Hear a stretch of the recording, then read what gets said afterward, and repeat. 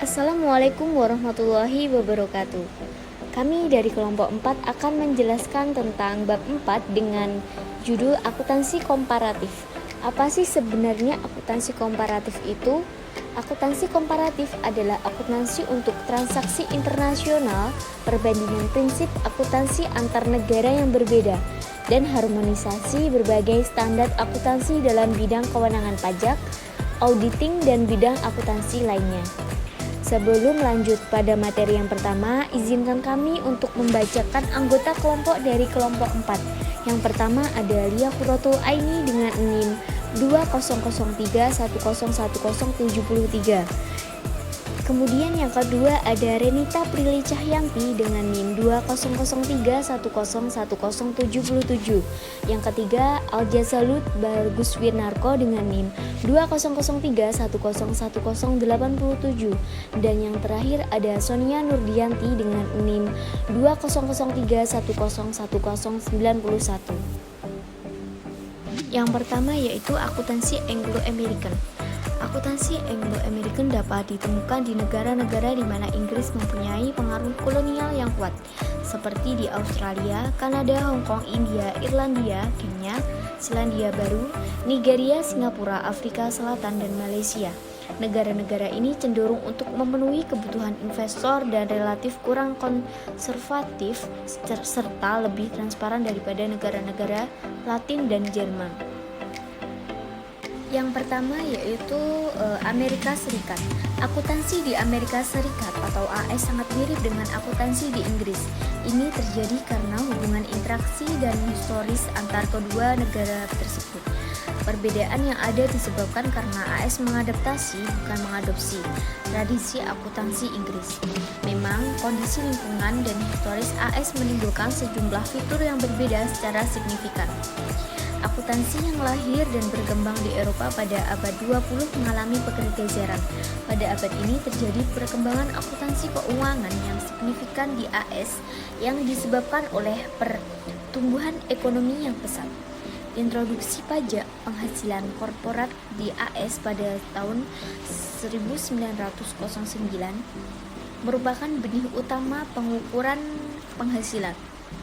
Tetapi pada saat itu di AS belum terdapat regulasi akuntansi yang kuat yang berujung pada terjadinya Great Depression pada 1929.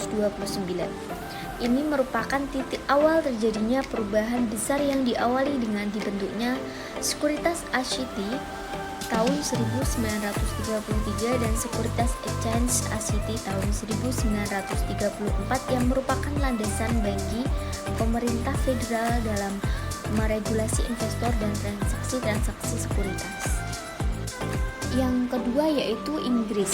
Seperti di AS, akuntansi di Inggris terutama ditujukan kepada investor. Diharapkan bahwa sebagian besar kebutuhan kelompok-kelompok lain akan serupa dengan kebutuhan investor. Dengan demikian, memenuhi kebutuhan investor merupakan tindakan yang paling efisien dalam memenuhi kebutuhan semua pemakai laporan keuangan.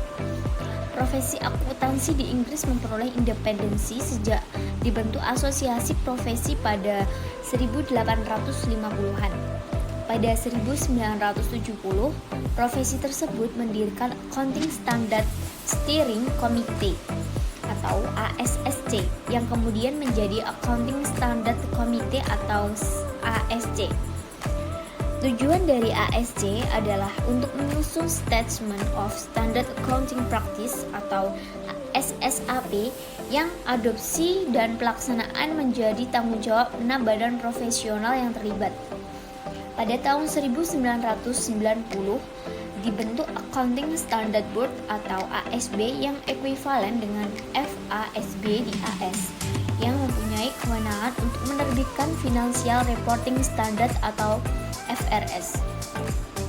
Kemudian pada tahun 2002, UA mengadopsi regulasi untuk mensahkan dan mewajibkan penggunaan standar IASB dengan mengecualikan IAS 32 dan IAS 39 yang pada saat itu sedang direvisi oleh IASB. Kemudian yang ketiga adalah India. Karena warisan dari Inggris, standar akuntansi India berfokus pada kebutuhan investor. Pada tahun 1949 dibentuk Institute of Chartered Accountants in India atau ICAI, kemudian didirikan Accounting Standard Board atau ASB untuk merumuskan standar-standar akuntansi dalam membantu Council of the ICAI dalam menciptakan serta memodifikasi standar-standar akuntansi di India. Yang keempat adalah Malaysia. Sistem hukum Malaysia berasal dari Inggris, sehingga sistem akuntansinya juga bertujuan untuk memenuhi kebutuhan investor. The Malaysian Institute of Accountants atau MIA didirikan pada 1967 sebagai otoritas regulatori profesi akuntansi. Malaysia merestrukturisasi sistem akuntansinya pada tahun 1997 dengan Financial Reporting ACT yang menciptakan Financial Reporting Foundation atau FRF dan Malaysian Accounting Standard Board atau MASB. FRF mengawasi pekerjaan MASB tetapi tidak terlibat dalam proses penetapan standar. MASB merupakan sebuah badan independen yang dibentuk untuk mengembangkan dan menerbitkan standar akuntansi di Malaysia. Rangka baru ini menciptakan sebuah proses penetapan standar yang independen dan mewakili semua pihak yang relevan, termasuk penyusunan, pemakai, regulator, dan akuntan. Selanjutnya yaitu akuntansi Latin. Aroma yang khas akuntansi Latin dapat ditemukan pada sejumlah negara berkembang, terutama Brazil, Chili, Kolombia, Meksiko, Peru, dan Uruguay. Negara maju yang termasuk dalam kelompok ini adalah Prancis, Portugal, Spanyol, Italia, Belgia, dan Argentina. Akuntansi Latin cenderung relatif lebih konservatif dan sekretif atau kurang transparan dibandingkan dengan akuntansi negara-negara Anglo-Amerika. Nama Prancis, seperti Jerman, tradisi akuntansi di Prancis memberikan preferensi terhadap kebutuhan informasi kreditur dan otoritas pajak. Tetapi tekanan pasar internasional mendorong untuk lebih digunakannya pendekatan prioritas investor. Prancis memang telah mengamandemen undang-undangnya agar laporan konsolidasian dapat disusun dengan menggunakan PABUAS atau IFRS. Undang-undang Prancis merefleksi posisi klasik yang mewajibkan untuk menyelenggarakan pembukuan dan menyusun laporan keuangan. Yang bersifat khas adalah penekanan Prancis pada keseragaman dan aplikasinya melalui Undang-Undang Akuntansi Nasional yang distandarisasi, yaitu Plan Comptable General (PCG). Tujuan undang-undang ini adalah untuk meningkatkan efektivitas perencanaan ekonomi nasional dan diimplementasi melalui undang-undang perusahaan. Profesi akuntansi di Prancis relatif kecil dan statusnya lebih rendah dibanding profesi akuntansi di negara-negara Anglo-Amerikan. Yang menarik, peran akuntan publik dan auditing dilaksanakan oleh institusi-institusi terpisah yang ditetapkan oleh undang-undang. Yang kedua, Italia. Di Italia, pengaruh undang-undang perusahaan dan regulasi perpajakan terhadap akuntansi adalah mirip dengan yang terjadi di sejumlah negara Eropa kontinental yang lain. Dalam banyak hal akuntansi, Italia dalam praktik dapat diperbandingkan dengan akuntansi di negara-negara Eropa tetangganya. Walaupun instruksi keempat dan instruksi ketujuh baru diimplementasi tahun 1991. Di samping itu, sejumlah MNC besar menyajikan disklosur sukarela dalam merespon tekanan pasar modal internasional. Korporasi terdaftar harus tunduk pada regulasi tambahan yang terutama diterbitkan oleh Commission Nationale per les Sociétés et la Bourse (CONSOB) yang kurang lebih setara dengan SEC AS. Badan-badan akuntansi profesional di Italia adalah Consiglio Nazionale dei Dottori Commerciali dan Consiglio Nazionale dei Ragionieri. Yang ketiga, Argentina. Secara historis, akuntansi Argentina berfokus pada pemenuhan kebutuhan kreditor dan otoritas pajak. Hukum dagang Argentina menuntut perusahaan untuk memberikan laporan tahunan dan perusahaan publik juga harus menerbitkan statement kuartalan. Tetapi sistem akuntansi Argentina adalah khas bagi Amerika Latin. Standar akuntansi ditetapkan oleh Argentina Federation of Expert Council of Economists atau FACPCE, tetapi struktur FACPCE berbeda dari struktur negara-negara Latin yang lain. FACPCE terdiri 24 dewan yang berkumpul untuk menyetujui Technical Resolution atau TR yang terkait dengan norma-norma akuntansi mengenai subjek-subjek tertentu. Masing-masing dewan mewakili sebuah yurisdikasi Argentina. FACPCE berupaya ke arah konvergensi dengan IFRS, meskipun banyak amandemen telah dibuat untuk mengeliminasi perbedaan. Argentina yakin bahwa masih akan tetap terdapat perbedaan karena sejumlah isu yang tidak tercakup dalam IFRS. Selanjutnya, akuntansi Asia. Banyak negara berkembang di Asia yang merupakan bekas daerah kolonial. Negara-negara ini meliputi Indonesia atau bekas jajahan Belanda, India, Pakistan, Hong Kong, Singapura, Malaysia, bekas jajahan Inggris, dan Filipina, bekas jajahan Spanyol dan Amerika Serikat. Cina telah dipengaruhi oleh ide-ide Barat maupun keseragaman sosialis dari bekas Uni Soviet. Pada 1997, banyak negara berkembang di Asia yang mengalami penurunan keyakinan terhadap pasar keuangan mereka yang diakibatkan oleh krisis keuangan Asia.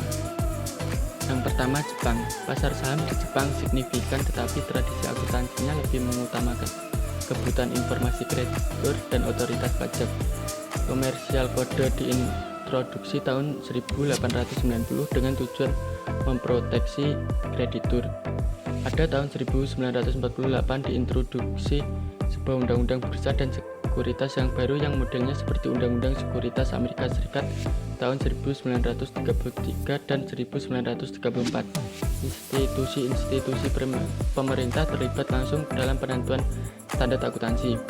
Business Accounting Deliberation Council atau BADC yang menetapkan standar akuntansi keuangan merupakan sebuah badan advisory dalam Ministry of Finance atau MOF. Yang kedua adalah Cina. Pada tahun 1940-an di Republik Rakyat Cina atau RRC diterapkan sistem akuntansi berorientasi barat untuk korporasi-korporasi besar. Tetapi berdirinya RRC pada tahun 1949 membawa perubahan drastis dengan diperkenalkannya akuntansi gaya Uni Soviet dan penekanan pada keseragaman serta pengendalian terpusat terhadap perencanaan nasional. Pada tahun 1978, pendekatan ini mulai dimodifikasi seiring kebijakan pintu terbuka, serta program modernisasinya. Reformasi menuju ekonomi yang lebih berorientasi pasar telah menimbulkan keserangkaian reformasi akuntansi.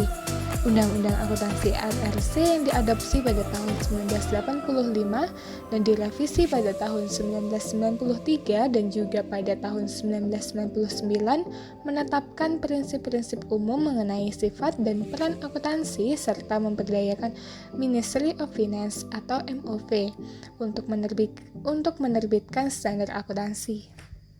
Yang ketiga adalah Indonesia. Semula sistem akuntansi Indonesia berdasarkan pada sistem akuntansi Belanda, tetapi ketika hubungan antar kedua negara memburuk, Indonesia berpaling ke praktek akuntansi Amerika Serikat.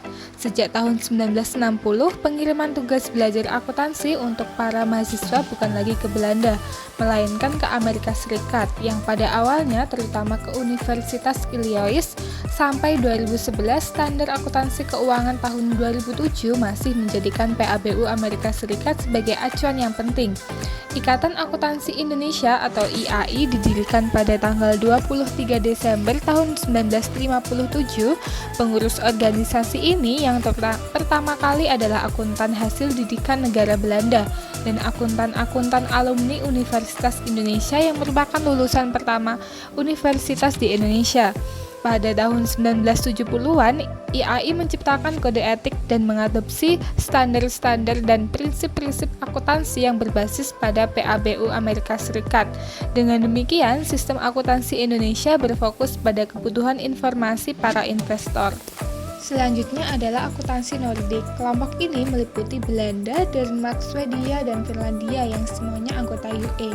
Akuntansi di negara-negara Nordik dalam beberapa hal ini mirip dengan akuntansi di negara-negara Anglo-Saxon, tetapi ada pengaruh Jerman terutama yang menyangkut perpajakan.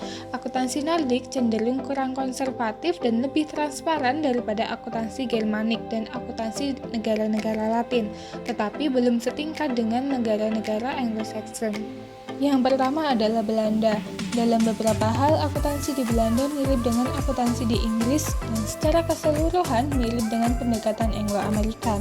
Undang-undang perusahaan dan profesi akuntansi mempunyai pengaruh besar, dan walaupun jumlah korporasi yang terdaftar di Bursa Efek relatif kecil, tetapi tradisi kepemilikan saham oleh publik dan wawasan bisnis internasional lebih baik daripada negara-negara Eropa kontinental yang lain.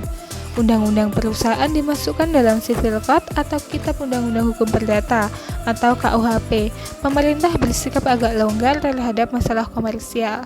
Sebuah fitur baru regulasi di Belanda adalah pasal KUHP yang memperbolehkan pihak-pihak yang terkait yang meliputi pemegang saham, karyawan, dewan kerja, dan serikat dagang untuk mengajukan komplain kepada Enterprise Chamber of the Court of Justice di Amsterdam jika mereka yakin bahwa laporan keuangan tidak sesuai dengan undang-undang. Ini menunjukkan dimasukkannya undang-undang perusahaan oleh sebuah badan hukum interpretatif. Mungkin ini cara untuk mengkompromikan antara tradisi hukum dan budaya Eropa, kontinental, dan Anglo-Amerikan. Sebagai bagian dari UE, Belanda mengadopsi IFRS untuk korporasi terdaftar yang dimulai tahun 2005. Yang kedua adalah Swedia. Walaupun perkembangan akuntansi di Swedia, begitu juga di Perancis dan Jerman, sangat dipengaruhi oleh tuntutan perpajakan dan hukum, tetapi di Swedia terdapat tradisi keterlibatan akuntansi dalam proses penentuan standar. Pengaruh bursa saham juga penting dalam hubungannya dengan akuntansi dan disklosur oleh korporasi besar. Banyak dari korporasi ini yang merupakan korporasi multinasional dan karena itu mendapat tekanan pasar modal internasional. Tetapi berlawanan dengan Belanda, di Swedia menggunakan informasi ini untuk tujuan pembuatan kebijakan dan perencanaan ekonomi makro. Sistem pajak Swedia secara agresif mempromosikan tujuan ekonomi makro dan dengan demikian mendorong sebuah pendekatan pengukuran laba yang lebih konservatif. Selanjutnya adalah akuntansi Germanik. Kelompok negara Germanik meliputi Jerman dan Australia dan juga Israel dan Swiss. Dalam beberapa hal, kelompok ini berbeda signifikan dengan kelompok Nordik dan kelompok Anglo-Amerikan. Pengaruh perpajakan dan undang-undang perusahaan adalah paling besar. Akuntansi Germanik juga mempunyai pengaruh di Perancis, Jerman, dan sejumlah bekas koloni Eropa di Afrika. Akuntansi Germanik cenderung relatif konservatif dan sekretif atau rahasia dibandingkan dengan akuntansi Anglo-Amerikan. Jerman. Tradisi akuntansi di Jerman memprioritaskan kebutuhan kreditor dan otoritas pajak. Studi Black dan White 2003 membuktikan bahwa di Jerman, item-item neraca seperti misalnya nilai buku ekuitas lebih value relevan daripada laba. Di Amerika Serikat yang lebih berorientasi investor, laba lebih value relevan daripada nilai buku ekuitas. Tetapi korporasi-korporasi terdaftar yang besar dan terutama MNC sekarang cenderung untuk menyajikan laporan korporasi yang lebih berorientasi investor. Swiss. Tradisi akuntansi di Swiss juga lebih mementingkan kebutuhan kreditor dan penguasa. Tetapi pasar modal di Swiss semakin tumbuh dan banyak korporasi besar Swiss mencari modal di pasar internasional. Ini mengakibatkan besar yang membuat disklosur sukarela konsisten dengan praktek yang diterima secara internasional. Akuntansi Eropa Timur. Akuntansi Eropa Timur secara historis didasarkan pada konsep sosial mengenai ekonomi terencana. Dengan demikian, akuntansi mereka mengarah kebutuhan otoritas pajak dan hanya sedikit berfokus pada penjaminan laba perusahaan. Tetapi pada akhir-akhir ini negara-negara di Eropa Timur telah mencoba untuk beralih ke ekonomi pasar gaya barat. Polandia, meskipun transisi dalam menswastakan ekonomi dimulai dengan kondisi-kondisi yang sulit, Polandia muncul sebagai salah satu leader negara transisi. Kemiskinan dan pengangguran masih tetap tinggi di Polandia, tetapi negara ini berkembang terus.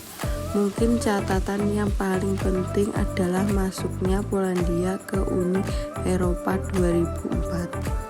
Rusia, meskipun situasi ekonomi di Rusia telah membaik, tetapi dalam beberapa hal Rusia berbeda dengan negara-negara lain yang sedang mengalami transisi ekonomi. Pertama, pangsa perusahaan-perusahaan baru adalah rendah. Kedua, banyak unit produksi gaya Soviet yang merugi tetapi masih tetap eksis. Kemampuan negara tersebut untuk melanjutkan pertumbuhan terkendali oleh ketergantungannya pada sumber alam, terutama minyak dan gas. Di samping itu mereka tetap didominasi oleh monopoli-monopoli yang tidak direformasi. Demikian pemaparan materi dari kelompok 4. Kurang lebihnya mohon maaf. Wassalamualaikum warahmatullahi wabarakatuh.